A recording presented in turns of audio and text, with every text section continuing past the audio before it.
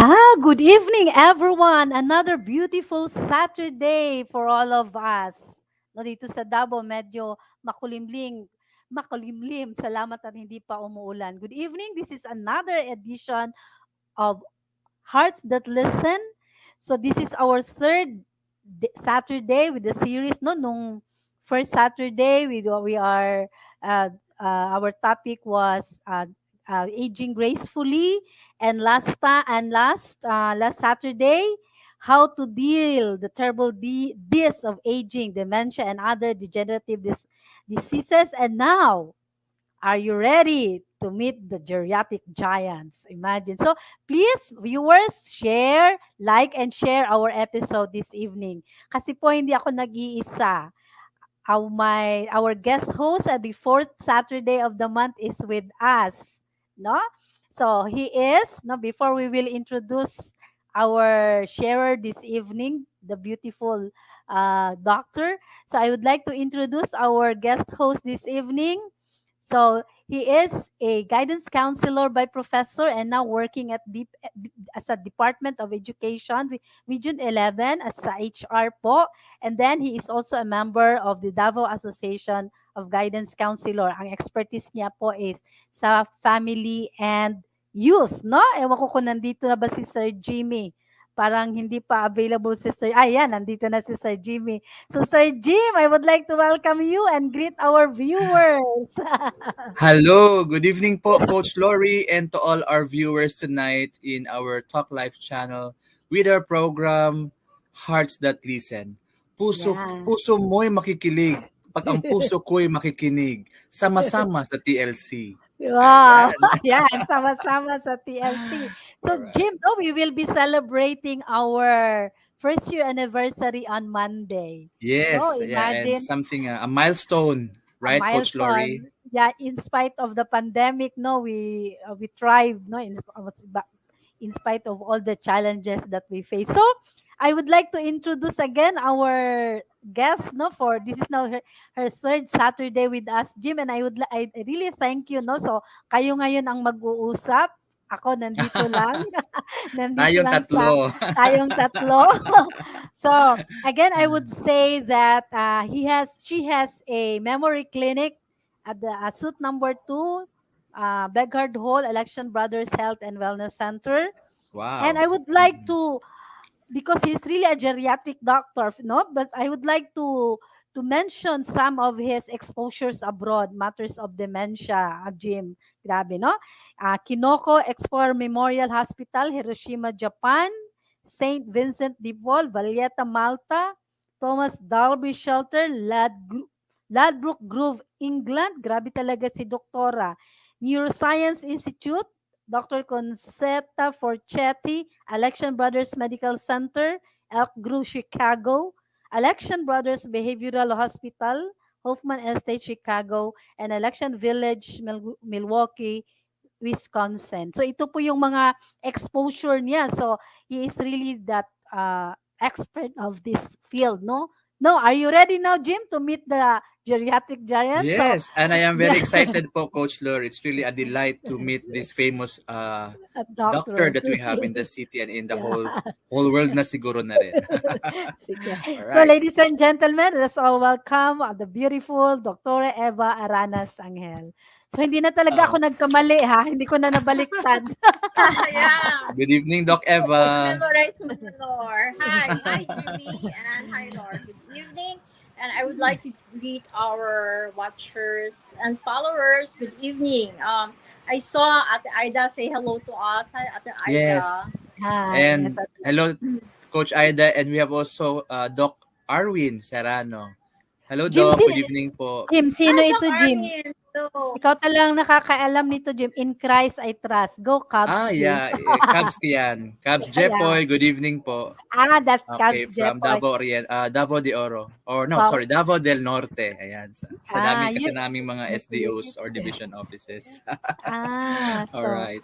Akala ko ba yung mga Cubs ninyo yung sa mga ex-seminarian lang din? Ang tawag. Yes po. Ex-seminarian po si Cubs Jepoy. Opo.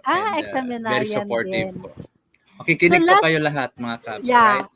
So last Saturday, Jim and Dr. Ra, we talk about yung tawag nito yung sa dementia, no? So you All share right. about the behavioral, the functional, and the cognitive manifestations of that, no? So this evening, no, we will be sharing on the geriatric syndrome, no? So Jim, do you have any points to clarify with Doktora about this geriatric giants? Tama Yes, ba yes, ako? correct. Yeah, No, and yeah.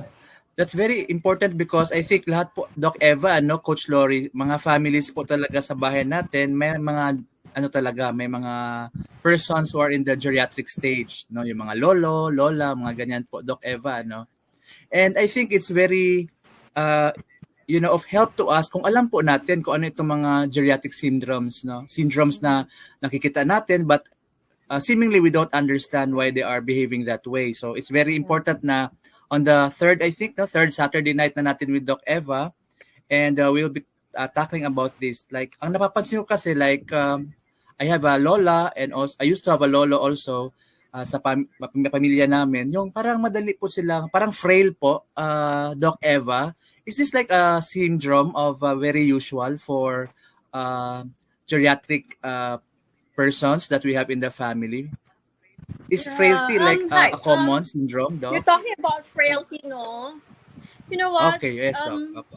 We have to focus on frailty kasi, and using the WHO definition of frailty, we're gonna spend the whole episode for that alone. Because in Okay. fact, there is a WHO study that studies frailty, but basically, what it tells us is that when an older person gets sick and he is frail, there is a certain spectrum of frailty na there's a staging, na early, All middle, right. late, and then failure to thrive, and then eventually death. So that frailty spectrum basically tell us that if an older person gets sick and he gets really very sick, stays in the hospital for a long time, most likely he is not going to recover the amount and the functional ability that he had prior to All right. being hospitalized. So that is the somehow frailty. Because if you have an example of a young adult, nagkaroon ng UTI, you Mm-mm. take the antibiotic for 1 week and we're done. Yes, Doc. Diba? Okay. Yeah, Back to correct. the Yes. office. But in an older patient, frailty will be manifested by the fact that you gave the antibiotic, he stays in the hospital for a long time, and goes home, and yet still very slow, won't eat. So yun Yeah. yung ibig sabihin ng frailty. In the medical jargon talaga na para bang operative definition niya. Kasi kung minsan, we can use it loosely, diba? Parang, oh, he's so frail. Parang ganon. Yes, Mm. But yes. Yes. Opo. not Oh. knowing that there is actually a scoring for frailty, there is a spectrum for frailty, which, traverses from the very late stage to a possible death, parang ganon, or disability, parang ganon. So, Um, frailty is one of the geriatric syndromes. Yeah. Thanks for um, that, Doc. I am coming. My question is coming from my experience because I just lost my grandfather last August 9. No, so Yeah. I think he became frail for around 2 months. No, because he was just like brought to a doctor once for a checkup.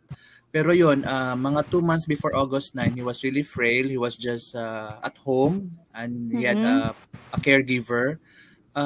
So yun po, natanong ko kasi parang it really is a red flag for an 89-year-old grandfather of mine that he went through yung spectrum nga po, ano, sabi ni Doc Eva, that he was really frail, no, and he Mm-mm. needed help, no, yung mga ano niya, mga toilet needs niya and all, so kailangan niya talaga ng caregiver until we lost him on August 9. So I think that is one very interesting question I have in mind, yung frailty po among older persons, which yun nga, sabi nga ni Doc, kakaiba talaga compared to the younger ones like us na can easily Yeah. recuperate and can be back in the pink of health. Yun so iba-iba pala now I understand now Jim and doktora na may mga different spectrum pala yung frailty 'no, yung for example sa mga iba din pala yung understanding natin. Thank you for that question Jim 'no, kasi akala ko ano talaga that's part of ano din pala geriatric syndrome 'no, we have Yes, to be yes. very you have to be mindful of that. And what about these pressure ulcers, doktora?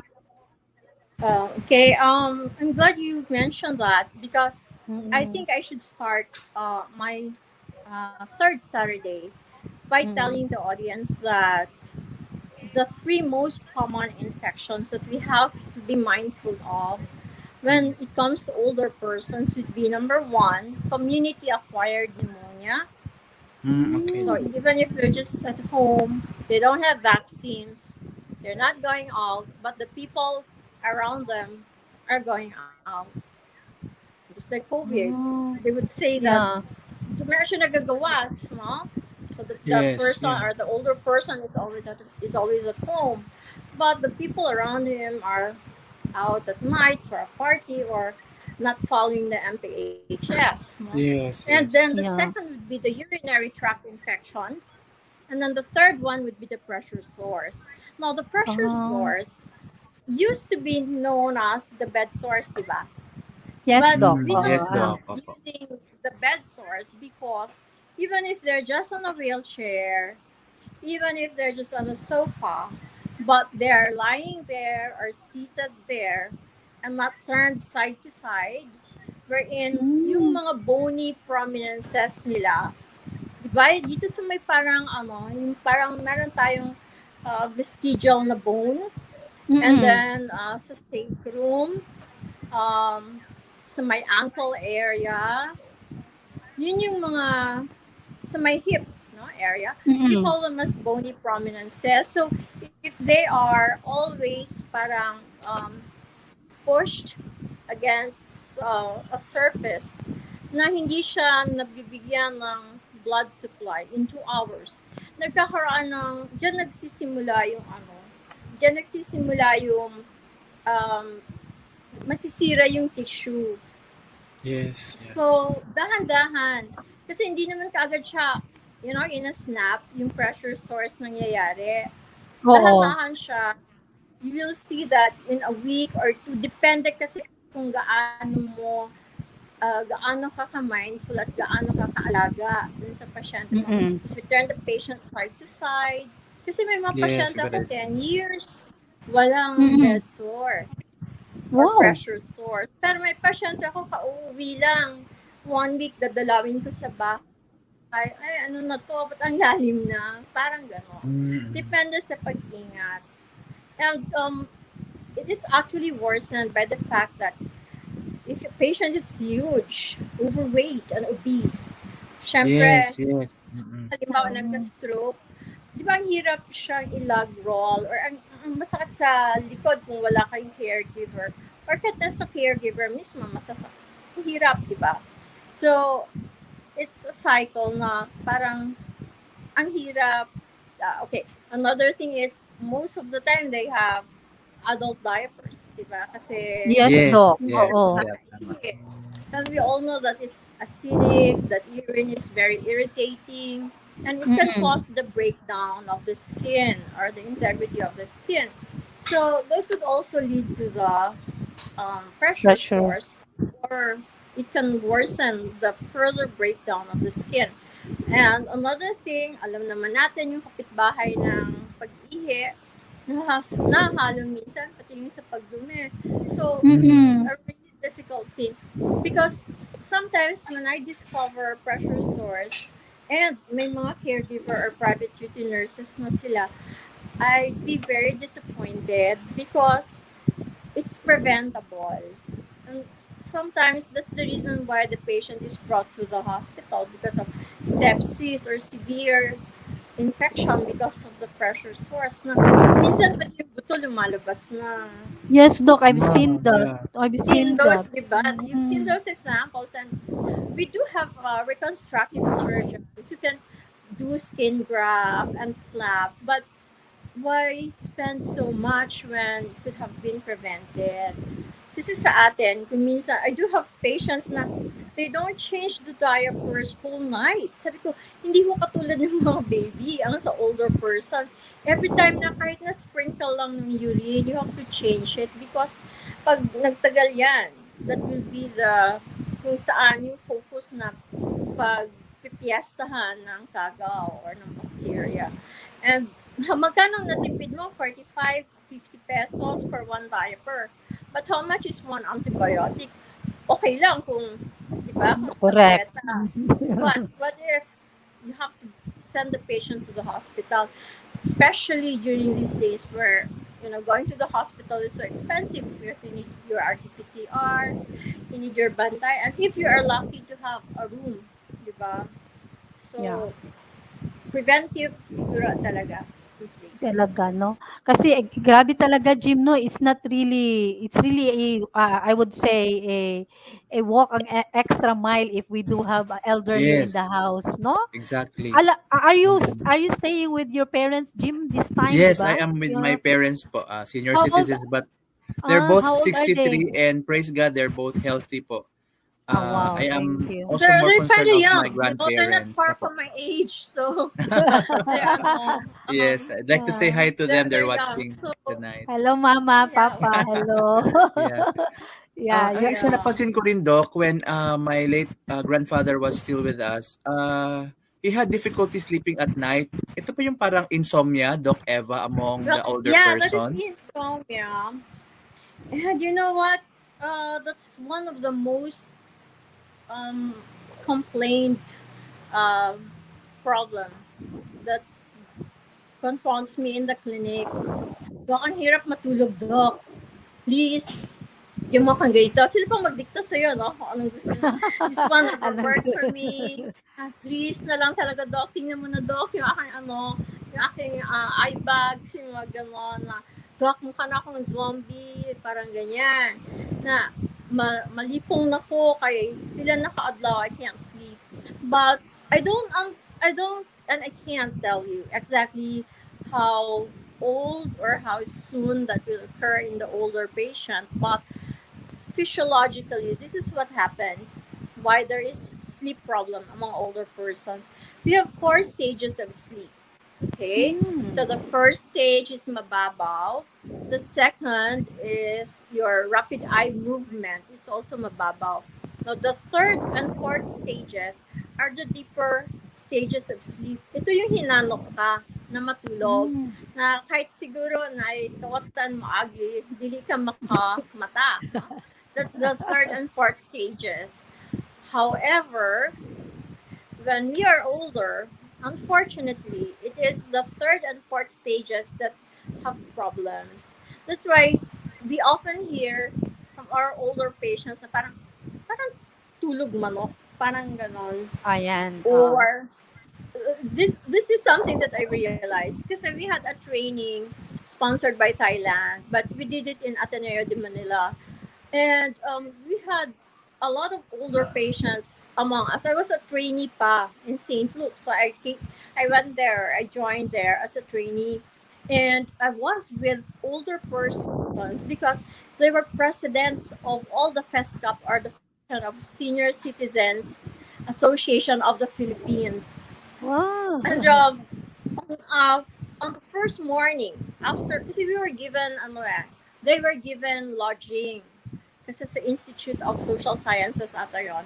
But I had my dorm in St. Luke, so I would just go there. The first thing that I heard that they complained about was ang tagal naman nilang mag-serve ng mainit na tubig. Sabi ko, bakit anong oras po pala? Kasi I was expecting 6 o'clock. Alas 2, alas 3, gising na sila. So, naghahanap na ng mainit na tubig, meriendas, mga biscuits. Sabi ko, ano ba yan? Parang ganun. So, that was my first realization. They can really be up early, no? That early. And then, I realized na nagkakilala na sila yung buong Pilipinas, from Luzon to Mindanao representatives. Friends na sila isang lang umaga over just by gathering over breakfast, no? Kasi nga late. So they were all forced to wait. And while waiting, So they got to know each other. But my greatest realization at the time, oh my goodness, that's how early they wake up, no? Parang alas 3 ng madaling araw, naghahanap na ng mainit na tubig, at saka kape, at saka Kape. biskwit. O, ayun. Grabe. Ayan pala sabi ng kapatid ko kasi she's with mama. Usually mama wakes up around alas 3, alas 2 and then hihingi na ng pagkain. So talaga Yeah. naman palang yung sleep so we will have to watch that Jim but you're still very young, maybe I have to prepare myself with that na waking up early in the early in the morning and asking for Alam mo, asking for nangyayari na rin yan sa akin, Lord. talaga ay mas bata ka pa nga sa akin Hindi, nangyayari kasi na yan ano, sa iyo. 5 o'clock kasi yung online mass. And then we have a Oo. 7 o'clock na admitting conference. So, in between, Oh. I list down the things that I do. Pero, alam mo yon yung alam mo na kailangan mong magising, tapos, minsan hindi ganun kalalim yung sleep mo. And also because I go on duty sa SPMC, not duty in the sense na I'm actually physically there, but I get referrals. So, ganon. Yan, Parang grabe. feeling ko, in retrospect, parang tulog pala since med school. Hindi na rin naman pala ganun kaganda. But, I got by. But, lately talaga, realize ko na, why am I on my own lang, na hindi na kailangan ng alarm clock. Parang ganon. Siguro nga kasi may Yeah. pinaglalaanan ng oras, ganon. Ako where I'm going there, Doc, no? I always wake up in the morning kahit hindi pa ang alarm clock na ano. Kasi siguro no, parang Parang 6 years to katawan go na na lang. diba? 6 years to go na lang ako, Jim. Ang bilis ng panahon.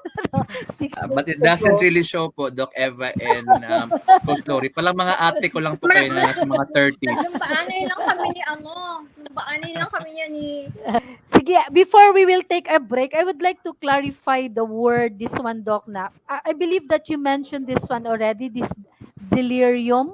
Delirium, it is one of the geriatric syndromes yeah. also. Noon kasi we lumped the 3 Ds as the Mm-mm. terrible Ds, no? Depression, dementia, and delirium. But Mm-mm. however, because delirium has a negative connotation in so Mm-mm. many disciplines, no? In surgery, in pediatrics, etc., we have since called it as acute confusional state. Yun bang nagkakaroon ng problem with attention, nakausap mo, natutulog, or nagsalimuang. And we usually see this in patients who are older and they have an infection that is a red flag. No, na, why is mama all of a sudden seeing dead people? Or why is she saying things that are unintelligible? Parang gano'n. Hindi ko na maintindihan. Parang salimuang. Parang gano'n. I think the Sa closest Bisaya thing to pa. delirium and acute confusional state sa Bisaya is nagsalimuang. Salimuang. Or in Tagalog, we can still use nagdideliryo, di ba? Yes, Doc. Opo, nagdidelirya. Oo. Have you experienced that with your lolo, Jim? Wala lang, wala. Yeah, I think a number of experiences also, not even with my lolo but with the lolo of my friends and also lola. Yun po bang nakikita na nila yung mga namatay na nila ng mga relatives? And then they will mention it to us, and also yun, kakabahan na rin kami kasi parang sinusundo na. Lord, what did I tell you? Di ba? Yeah. Oo, sabi. Culturally, Yeah. sinusundo na. Oo. Correct. At least tonight, we are enlightened by Doc Eva that it's really a fact, no, yung acute confusional stage nila. Ng kandila or yun nga po, Doc. Correct na rin po yung mga ganong notion. Minsan nga natatakot tayo, Jim, di ba? Ala, nandiyan si ano, oh. Din sasabihin natin, parang patay naman yan, di ba? Bakit nakikita ni ano, ni mama? Or one of the things na to keep the peace in the family, one of the things that you can do is just to act as if, talaga, nandiyan, dinalaw ka, parang gano'n. You don't say na, patay naman yan siya. Otherwise, you spend your entire evening discussing, arguing. Oh, yeah, and arguing. then nobody wins. Everybody's talo. And I Yeah. agree. para Yeah, bang tama po. Mm. you can just say na, may isa akong matalinong nurse na can we still have this or magbe-break na tayo? This is Sige Okay lang, po. Doc Juan. Okay, okay, you one, continue, Doc. there's this nurse and this Donya live in a very big house on top of a hill. Sila lang dalawa. But every night, pinapabuksan niya yung door at 9 o'clock in Mm. the evening. Alam mo naman na darating na sila eh. So, binubuksan niya. Ay, senyora, ano po? Nakabukas na po. O, di pa upuin mo. Pinaupo. Oh Nakaupo my na po. God. Pero ikaw, di ba, kung sa'yo Oo. nangyari, hindi mo alam or wala kang medical background. Uy, Alis ha. na daw po sila, senyora. O sige, isara mong pinto. Yung ganon. Ay, Minsan, talaga? nagtatanong, anong suot? Ay, nakapula po. Parang ganon. White lies, actually. So, parang instead of going into conflict, ito pang isa, one of the ways that you can keep the peace in the home is actually to avoid conflict at all costs. Kasi you will have your own version of reality. And Oo. then the patient has his or her own version of reality. And they don't meet on the same plane. Di ba, Jim? Magkaiba talaga. So don't Exactly, insist on Doc. your Opo. own. Kasi whatever you do, kahit na siguro mag-tumbling ka pa dyan, mananalo at mananalo pa rin sila. You don't need to validate everything that they say. Or you Wow. don't need to negate everything that they say. Okay, Yes, we I will. agree with Doc. I agree. Thank you, Doc, for Yeah. that. Okay. So we will have a short break. Kayo pong live viewers namin, if you have some questions, you can, since Dr. Eva is here with us, so tanong na po kayo May para yung second to the mga, last Saturday. yeah. Okay, shall we have a short break? So we're back. Good evening once again. Please continue liking and sharing our episode this evening. So grabe ang ating mga learning. So balik na po tayo. Yan. Sir Jimmy and Dr. Eva. So Jim, Nagpalit kami ng frame. yeah. Alright, so Okay. welcome po ulit sa ating episode tonight with Dr. Eva Aranas Angel, one of our famous Angel. Angel. Angel Sobrang natin ngayon. social, no? Space angel ako. Sorry Angel about that, Doc Eva, but we Angel are all natin. Angel happy po natin to know ngayon. all of the information that you have shared to us tonight. Sige. Continuing our discussion, Doc, isang napapansin ko rin po is ang ating mga older persons sa bahay, in fact, karamihan po, Doc, doon po nagsisimula yung kanilang deterioration of health when they have a fall, yung parang experience po na slide, yung mga ganun, Doc, and the rest of the complications will follow. Can you share to us, Doc, the possible reason why ang bilis nilang maslide or mahuhulog po? Yeah. I'm very glad also that you brought that up.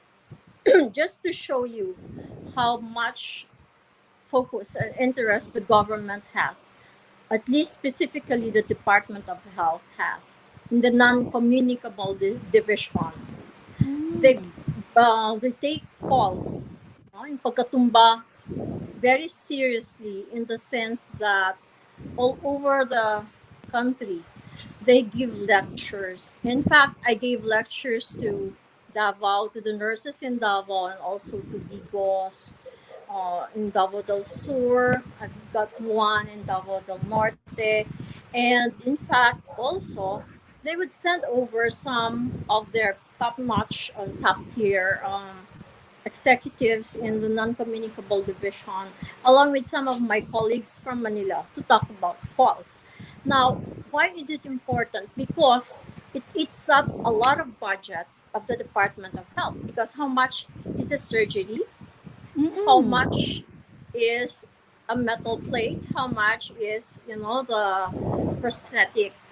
And how much man hours will be lost kung magbabanday ka ng isang pasyente who wants to be in the hospital for 2 weeks and then on rehab for 6 months. And yet, it is supposed to be preventable. So, it used to be that in a study in the States, most of the falls would happen in the bathroom. And when they did some revisions in the bathroom by putting handlebars and skid-free rubber and skid-free or not so glazed tiles, the fall incidence in the bathroom dropped precipitously. Kumbaga, sobrang laki ng ibinaba ng incidence of falls. Now, the second most common place kung saan may falls would be ang kusina. Kasi pag bigla ka na lang nagluto dyan ng lechong kawali, di ba? Ano yan? Anong tawag nga nun? Mantika galore. Talagang parang umuulan ng mantika. Or kung minsan may tumutulong mantika, hindi ka agad na punasan. Or ano, yung mga balat, pinagbalatan ng mga gulay o kaya prutas. Tapos yung mga tumutulong gatas na hindi talaga agad na lilinisan. So, the incidence of fall is important because number one, it's one of the most common causes for disability and debilitation. Kumbaga, kailangan mo na ng wheelchair, kailangan mo na ng walker, or you're going to be in bed for the longest time or your entire life or whatever is left of it. And again, it is preventable. So, why is there fall? And why do they have fractures easily? Ito na pag-usapan namin to ni Lore last week. Yung sa osteoporosis because it is a silent disease. So, if you go back to how you can actually prevent all these falls, number one is you really have to prepare yourself, at least at the age of 21 or even until now. If you're not lactose intolerant, keep on drinking your milk. No? That's one. Second, another thing that predispose them to falls is kung minsan environmental. Alam mo naman tayo mga Pilipino, may ang daming extension wire. Tapos yung mga wire na yon sa karaoke, iba yung sa mic, iba pa yung sa speaker, iba pa yung sa amplifier, iba sa electric fan. Tapos ano pa bang dinadagdag doon? No? So yung mga octopus, tapos nakalatag lang yun sa sahig. Eh syempre, pag meron tayong older patient, matitisod, mga laruan na iniiwan sa hagdan, lalo na yung may mga gulong na laruan, mas-slide na pag naapakan, or may carpet, tapos di ba pag yung carpet na luma na, parang yung dog ear na siya, parang nafi-flip over, hindi siya flat. So doon, pwede ka rin matisod doon.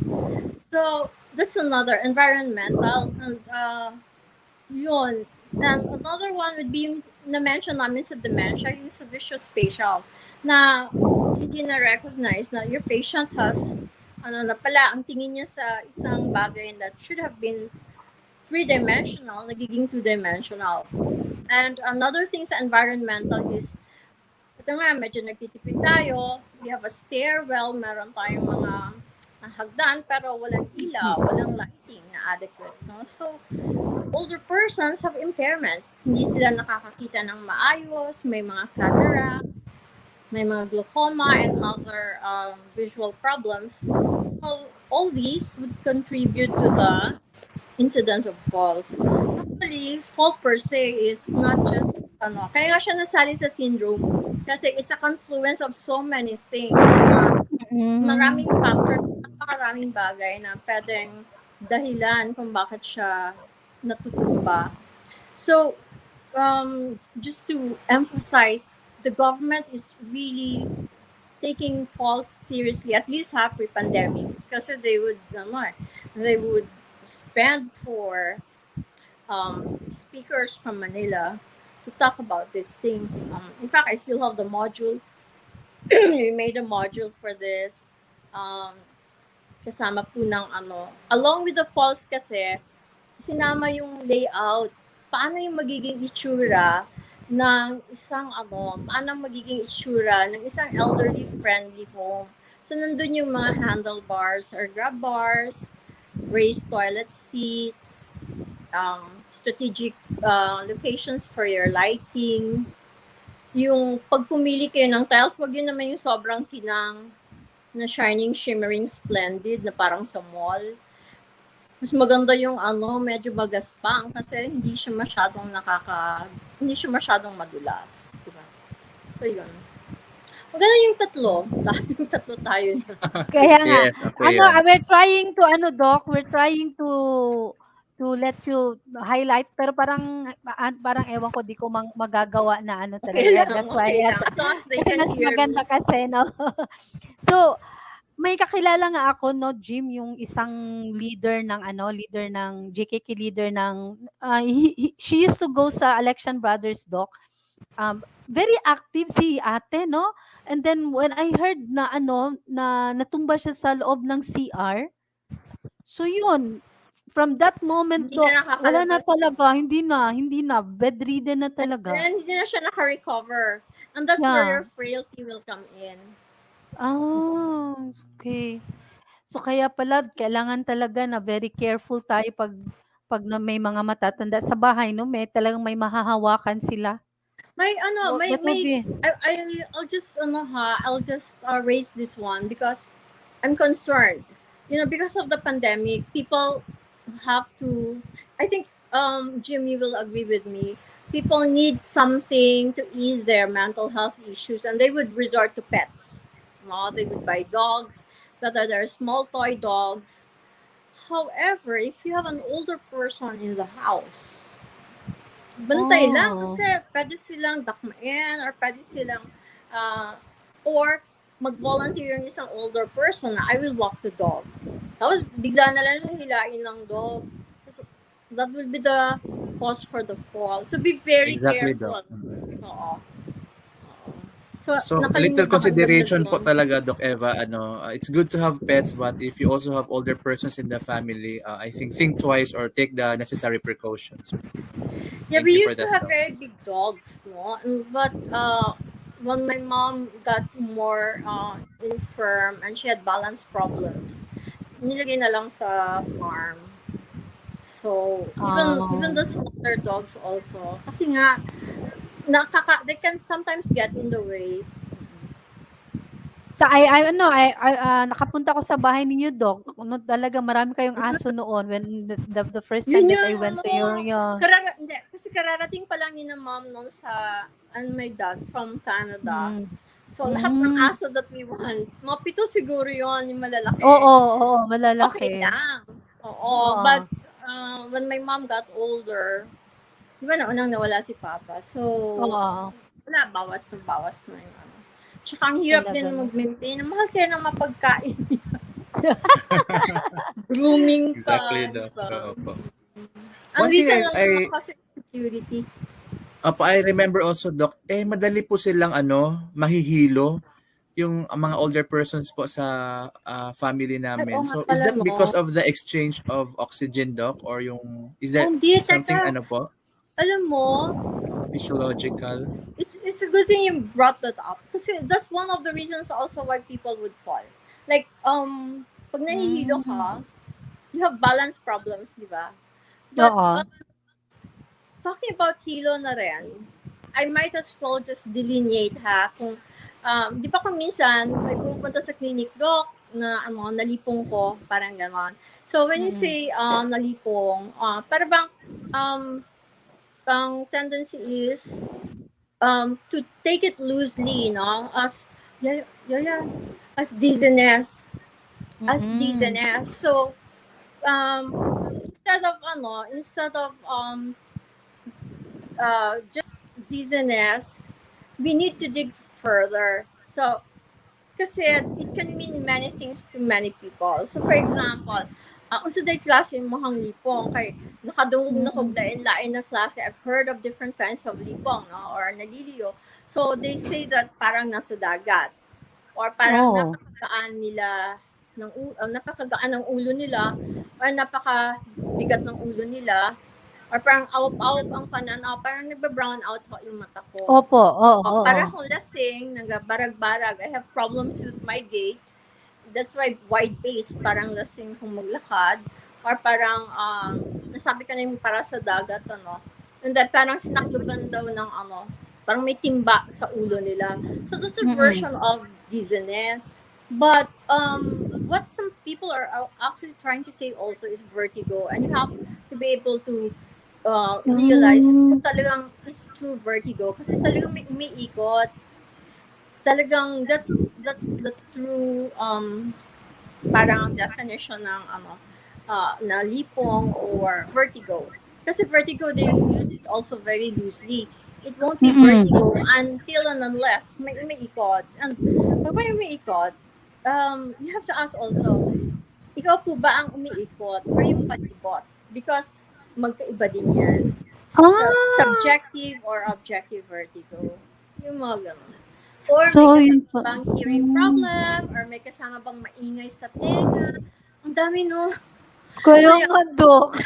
yeah, so going back to your question about yung nahihilo, isang syndrome also ng imbalance is when people, you ask about postural changes, tama ba yan, Jim? Oo. It's Yes, Doc. sometimes seen among older patients na or older persons na yung tinatawag natin na orthostatic hypotension. So, when you say, and when you hear kasi orthostatic, parang it has something to do with posture or Ah. kumbaga posisyon.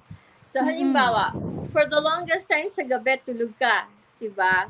And Yes, Doc. blood or your blood supply assumes the quality of fluid or water. So, parang pag nakahiga kang straight na ganon, pati yung ulo mo, may maganda yung blood supply. But there are people kasi na when they wake up in the morning, talagang ihing-ihi na sila. They just, jump out of bed and then Opo. realize na lipong sila. So, the reason for that is yung mga reflexes natin. Kasi for every positional change, dapat may kasamang uh, adjustment ng blood pressure. Pero nawawala kasi yun when we are older. We lose the so-called baroreceptor reflexes, proprioreceptor reflexes. Basta reflexes. Hindi na kasing uptick when we're younger. So, what I tell them to do is, even before the even before the pandemic, sinasabihan ko na sila, ma'am, retired naman po kayo. Wala naman po kayo hinahabol na biometrics. Wala naman po kayo hinahabol na DTR. So, you Oo. can take your time getting up out of bed. So, hindi pa po kayo nakahiga pa po kayo. Parang galawin yun po yung paa, galawin nyo na yung Mm. kamay. So, at least man lang makacirculate yung blood. And then slowly, try to adjust and para bang mag-aginod yourself, trying to prepare to hindi ka agad tatayo, just sit on bed. Tapos, again, move yung nag-ankle pump, pinapaganon. Move your feet para mag-circulate ang blood and then slowly get up. So, lagi ko sinasabi, ma'am, kung hindi nyo kayang mag-zombie, mag-slow motion ho kayo, parang ganon. So, ngayon hindi ko na pwedeng magamit yung zombie kasi baka wala na magpapakuna. Sasabihan ko na mag-slow motion na lang ho kayo. Tandahanin nyo na lang. Parang ganon. So, yun. So gagawin ko pala yan, Doc, na hindi talaga ako Kasi ako kakaagad. actually, minsan, nagwawalis ako or pag nakayo ko, kapag ganyan ko, Yes, Doc. yung Oo. parang brownout, Oo. nangyayari sa iyo. Oo. Basta Oo. lahat ng mga pinakalit.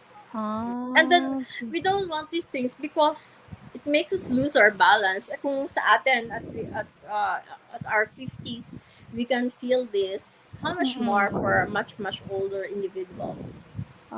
Kaya pala may frequent episodes na ako ganyan. But that is also coupled with the impairments that come with aging, visual impairment. Diba? Yes, Doc. Sometimes hindi na rin sila nakakarinig. Pag sila, Lola, mag-ingat. Wala na. Nahulog na. Parang gano'n. Lola, wag kang tumawid. So, wala na. Parang gano'n. Kasi hindi na narinig. Horn na ng horn. Tapos, sad, no? So, may mga stigma kasi sa sa pagpapacheck ng yung gamit ng hearing aid. 'di ba? Kaya nga. Akala kasi So, nila mahal, hindi naman. At saka, hindi lahat nakaka hindi lahat qualified for hearing aid. So, you need to mm. check if you are kasi baka pwede na voice amplifier lang. Yung parang microphone na nasa Lazada, like less than 400 pesos na when you speak, malakas, para siyang may it's not really a hearing aid, para kang may microphone. And then when Mm. you speak also to the other person, para ka rin may microphone, nakakarinig sila. So, but one of the tricks that I've known is to make sure na walang bara dyan. And it's, sometimes, tanggal lang ng impacted cerumen. Yung bang sa Oh, tutuli? yeah. Kasi diba, pag we are older, wala nang nagkaka-pimples na elderly kasi medyo dry na. So, Oo. even our skin becomes dry. So, even our secretions sa mukha becomes dry. So, pati yung yung Ah. sa tenga. And even our saliva, minsan parang pait when we wake up in the morning, becomes dry. Kasi hindi na kasing dami yung sinisecrete ng mga glands. Parang gano'n. So, marami talaga tayong natutunan ngayon, Jim, 'no? Ngayon ko lang talaga natutunan Yes, lahat Coach 'yan. Kaya Lori. nga din Ayan. alam, A good pwede ko preparation. naman tagpi-tagpiin Good, yung mga syndromes na yeah, ito. kaya nga good preparation. May naririnig kasi ako, Doc, minsan ba na sa Bisaya ha, I will speak in Bisaya. Sabi nga, pakauna na lang ko na siya bisag unsa, tal tigulang na bitaw na, no? Because but eh, it's still a concern of the nutrition of the food and the what you call the food that the elderly would like really to eat, Doc. Mm. So, this concern of malnutrition o sa healthy ano nila, kailangan pa din talaga na may healthy diet yung mga matatanda.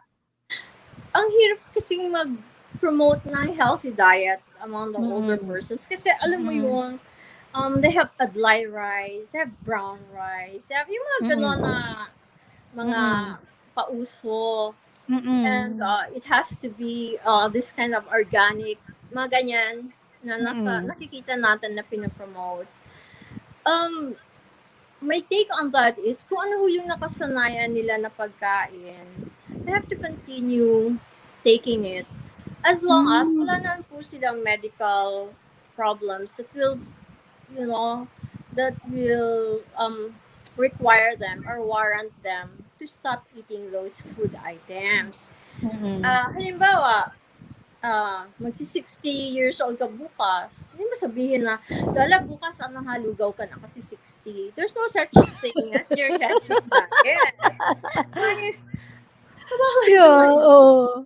So, kung ano yung nakasanayan nila, yun yung ibibigay mo. But, with the caveat and the precaution na, pero Lola, konti lang, in moderation lang, kasi you Mm. have diabetes, o kaya you have kidney problems, or you have kidney issues, or baka tumaas agad yung potassium mo, Lola, kasi may konting problema na tayo sa, sa kidneys. So, those things. But otherwise, I'm very lenient sa pagkain. I tell them, eat if you want, but in moderation. Kaya, bigyan nyo naman ho kahit once a month. Kasi, kahit pa paano, tagbo sa kaibog. Oo. One of the things that I do, and one of the tricks that I do, kasi diba December is almost always a heart attack and stroke month. I Yes, ask Doc. most of my patients to come and see me before the holidays. Balik ko December kay magsangyaw ko. I all have to remind them these are the things that are of concern to you health-wise. So these are the things that you Mm. should do, be careful about, no? So, kahit na ilang taon na nilang pabalik-balik sa akin, ang parting word pa rin talaga, Doc, pwede magkain ng lechon. And I always have a ready answer to that. Na sasabihin ko, ay ma'am, pwede nyo kainin yung apple doon. Walang problema kainin yung apple sa lechon. Or kung mahilig ko sa gulay, kainin nyo yung yung lemongrass, no? Ano yung lemongrass sa Bisaya? Tanglad. Tanglad. Tanglad.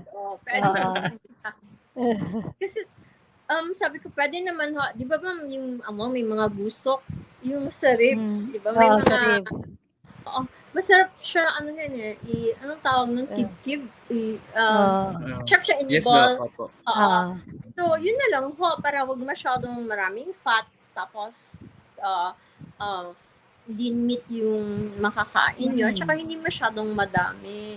So, yun sa ribs. Pero, hihirit naman, yung ano pala to, yung balat, ay, ma'am, nandun lahat nakatunaw yung fat. Sige na lang, good isa lang kapumi sana. Oh, total once a year. Oh, sige. sige. So, yan talaga, no? Kailangan talaga. So, eat moderation. You can eat everything, but eat in In moderation lahat. moderation. Moderation. In moderation. I Moderation. had one patient kasi, they decided to they decided to retire in the Philippines, and they already knew na they're diabetics, and to think Mm. na nabuhay sila sa States for a long time. Kinakain nila na nakatatak Manila mangoes are actually from Mexico na sorry Mexico, pero talagang hindi masyadong hindi talaga iba talaga yung itsura at iba din yung lasa. So nung nasa Davao, ang daming mangga Cebu, tapos ang mura. Sus, nag-feast siya doon. Grabe. Ang sugar niya, nag-17. Wow. Pagkagaling niya sa States, humingi ng clearance sa doctor, pinakita sa akin yung lahat ng kanyang medical abstract and clinical summary. Pero pagdating dito, sumobra naman. Kasi nga, di ba, andyan, mura. O, sabi na in moderation. May mga may mga pasyente naman na madaling kausapin. Uy, mabait ka na patient. I'll see you every 3 or 6 months na lang. Pero yung mga hindi, I'll see you next month. Parang gano'n. Parang ganon. So, Jim, you have some more with Doctora? It's Yeah, 9:28 in the yeah, evening. 9:28. Yeah, just very quickly lang po. Yung parang many times po silang naiihi sa gabi, Doc. What is this condition of the older Incontinent. persons? Last na po. Oo, Is this normal? incontinent. No, it's not. It's not a normal part of aging, ha. And then, nakaka-worry nga siya. Kasi, number one, pag mapanghi, they can sense it also. That will be one of the reasons why they would keep themselves isolated. For example, in a perfect world na tayo, wala ng COVID, and people can go out, that will still be one of the reasons na they don't want to go out. Kasi, magpanghi, di ba? And this holds true for both men and women. Women. Nabanggit ko last time if Yes. male patient will have an enlarged prostate, most of the time may urinary frequency. Alala mo, when kids were young, pataasan ng ihi yan eh. So, they have this parabolic curve. But, when they're older and then they have this prostate problem, parang dribbling na lang, patulo-tulo na lang yung ihi. And that's the time na you might consider having a check with a urologist because baka malaki na yung prostate. Aside from that, it might also be prostate cancer, we don't know.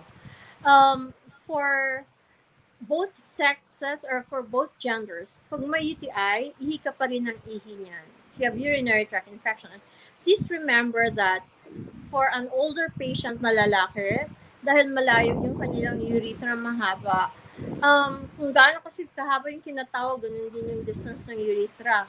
So, hindi sila masyado dapat nagka-UTI. So, pag nagka-UTI sila, you have to investigate further. Unlike sa babae, our urethras are very short. And ang mga neighbors, the neighbors. So, very frequent yung urinary tract infection. On top of that, there's this vaginal dryness kasi wala nang estrogen. And also, yung mga, lalo na yung madaming anak, nagkakaroon ng weakness yung vaginal floor, the perineal floor. Meron siyang parang, yung sa may, sa, basta, dun sa, yung mga pinaglalabasan ng, pag maraming anak, mga bata. Mas nagiging weaker ang kanilang pelvic floor and they're more likely to develop incontinence. Ibang parang nag-us-us na rin yung kanilang pantog to the extent na nagiging parang buwa na tinatawag namin na cystocele. So, yun din isa sa dahilan. Now, the problem is not just incontinence per se, but also, yun na nga, pag naka-diaper na, it has an effect on their self-esteem, and pag tinipid ng pamilya yung, may pinuntahan akong bahay na gumagamit ng ng diaper. And then, Mm. when I said, okay, I need to wash my hands first before going to the patient. Nakita ko yung diaper nila ng disposable. Nakahanger, nasa laundry, nilabhan. Diba disposable Recycle. Recycle. nga eh.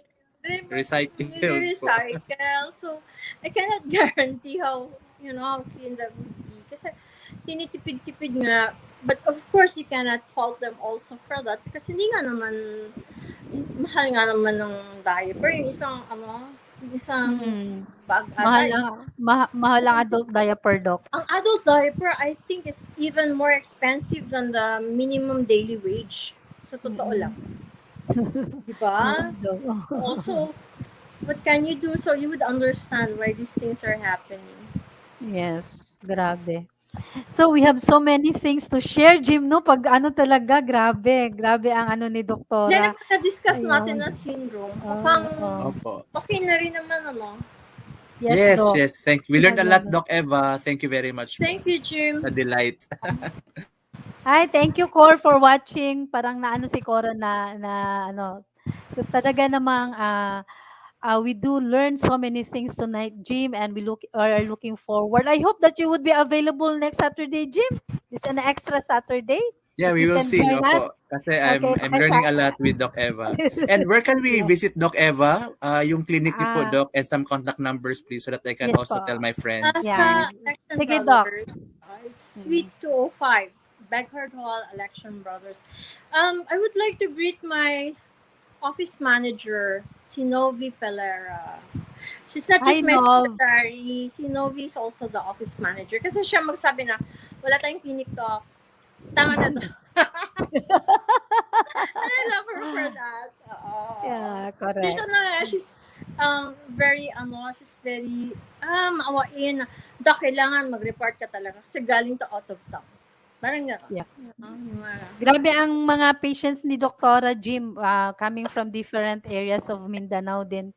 Kasi parang ilan lang kayo sa Davao, Doc? You are only 2, no? Yeah, I would Geriatric? like to take this opportunity to congratulate one of our newest fellows in geriatric medicine. Kanina lang, di ba Congratulations. sabi ko, galing ako ng Oo. convention. And earlier was the induction. So, naging part kasi ako ng board of examiners, but not this batch na oath taking as fellow.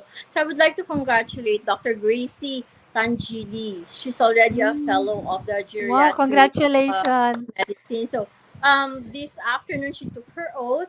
She has her clinic in Brockensshire Integrated Health Ministry in the Medical Arts Building. So you can see her there. Si Dr. Gracie Tanjili.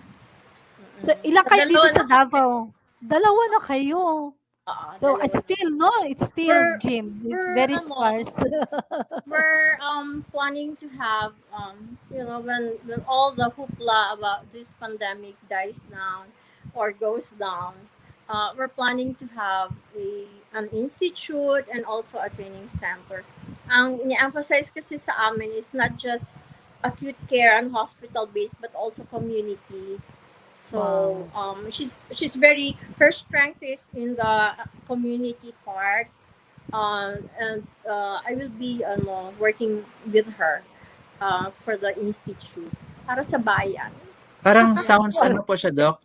Foreigner, Tanjili, is that a foreigner po? She's Muslim. Her dad was a Okay. retired judge ng RTC dito sa Davao. Dito sa Laki. Thank you, Doc, for the info. Doc. Sige, so it's 9:35. Thank you very much, Doktora. Any parting words, Doktora, just for the geriatric syndromes, for our viewers? May mga matatanda tayong nanonood ngayon. So, good night, everyone, and see you all next Saturday. Thank you, Good Jim, night. for joining Happy us. weekend, everyone. Happy weekend, Good night. Happy everyone. weekend. God bless, Doc. God bless Yeah, you too. everyone.